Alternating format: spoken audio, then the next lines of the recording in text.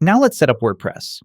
In the home section of the client area, click Setup Site to start the setup wizard. Make sure your domain is selected, then click Continue.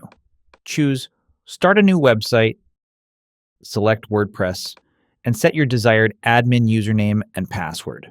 Remember, this is for your WordPress account, not your SiteGround account. You may see some upsell pop-ups, but you can simply decline those. SiteGround's auto installer will set up WordPress for you. This may take a few minutes.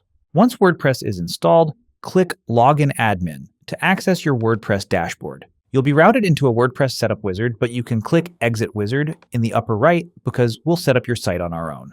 Welcome to your WordPress dashboard. This is your command center for website management. Just so you know, there are two ways to log into your WordPress admin panel. The first is the method you've already seen, accessing WordPress by first logging into your SiteGround account. But there's also a quicker way.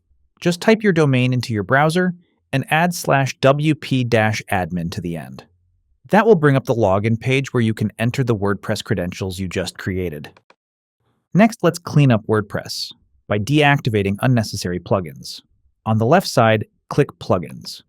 We have 3 plugins installed by default.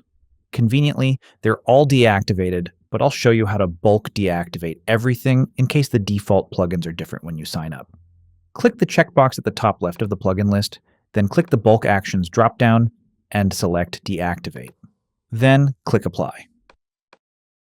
Next, let's install a theme. A WordPress theme controls the overall site structure and appearance. On the left side, click Appearance. Then at the top, click Add Theme. In the top right, search for Astra. It should show up as the first option. Click Install, and then click Activate.